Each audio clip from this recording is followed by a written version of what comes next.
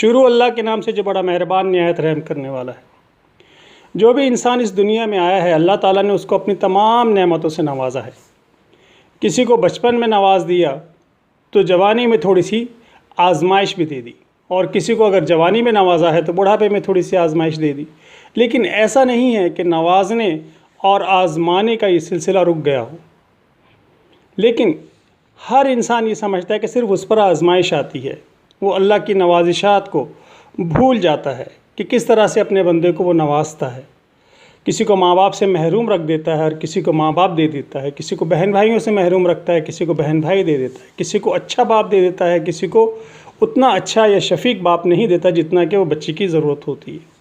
बहरहाल ये ज़माने में इसी तरह से चला आ रहा है और चलता रहेगा, और इंशाअल्लाह ताला हम भी अपना वक्त गुजार कर इस दुनिया से जल्द चले जाएंगे। लेकिन मेरा ज़ाती मुशाहिदा ये है कि दुनिया में कोई शख्स ऐसा नहीं है कि जिसे मेरा रब नवाजता भी ना हो और आज़माता भी ना हो।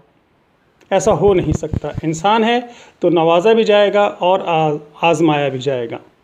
अब जो लोग पहले नवाजे जाते हैं हमारे माशरे में, एक चीज़ होती है कि जी लोग मेरी गाड़ी देखकर हसद करते हैं, मेरे कपड़े देखकर हसद करते हैं, मेरे बेटों को देखकर हसद करते हैं।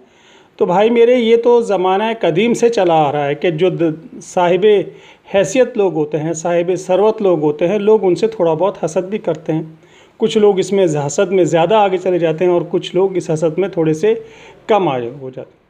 लेकिन ये एक हकीकत है, इस हकीकत को आप बदल नहीं सकते, बदलना चाहें तो भी नहीं बदल सकते। लेकिन कुछ चीज़ें ऐसी हैं कि जिन्हें करके आप इन चीज़ों से, इन हासिदों की हसद से और बुरी नज़र से बच सकते हैं।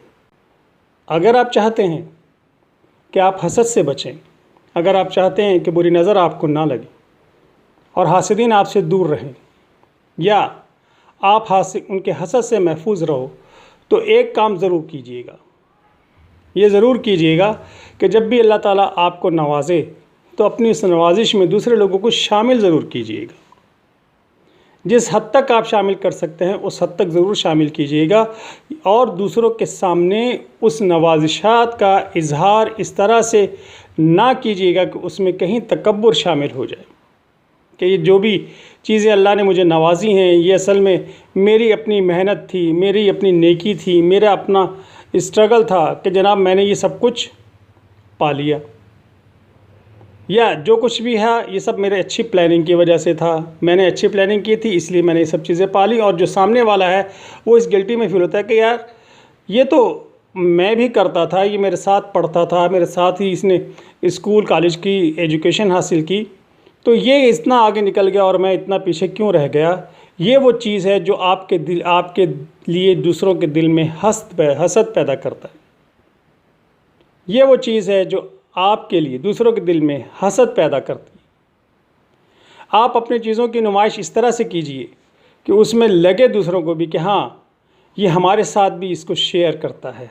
और शेयर करने का मतलब ये होता है कि आप वक्तन फ़वक्तन उनकी अगर माली इमदाद कर दें, अगर किसी और सूरत से उनकी मदद कर दें, उनसे मुस्कुरा के बात करें, उनके सामने इस तरह से इजहार ना करें कि वो आपसे कम तर हैं। जब आप इस लेवल पे चले जाते हैं कि ये एहसास दिलाते हैं बार बार लोगों को कि वो बेहतर है, आप बेहतर हैं और वो कमतर है, जब आप इस लेवल पर आ जाते हैं तो यही तकब्बुर कहलाता है। किसी को कमतर समझना ही असल में तकब्बुर है। तो ये तकब्बुर और हसद ये दोनों का चोली दामन का साथ है। आप तकब्बुर करेंगे लोग आपसे हसद करेंगे, और हसद के ज़रिए फिर वो आपको नुकसान पहुंचाने की भी कोशिश करते हैं। वो कभी आपकी फेवर नहीं करेंगे, कभी आपको फ़ायदा पहुंचाने की नहीं सोचेंगे। वो हमेशा कोशिश करेंगे कि जो चीज़ आपके पास है उसे किसी ना किसी तरीके से या तो कम कर दिया जाए या हमेशा के लिए ख़त्म कर दिया जाए, ताकि ये तकब्बुराना रवैया जो है वो हम में से ख़त्म हो जाए। लिहाजा कोशिश कीजिए कि जब आपको अल्लाह ताला नवाजे तो अपने साथ अपने करीबी अज़ीज़ रिश्तेदारों को भी ज़रूर शामिल कीजिए। उनको भी एहसास दिलाइए कि ये कामयाबी जो है बेशक इसमें शायद ज़्यादा मेरी ही एफ़र्ट्स शामिल हैं, लेकिन आपकी दुआएं भी शामिल हैं। ये बार बार उनको एहसास दिलाइए कि आप उनसे बरतर नहीं हैं और ना वो आपसे बदतर हैं। जब आप ये करेंगे तो अल्लाह ताला आपको हासिदीन से महफूज रखेगा। अल्लाह हाफिज़।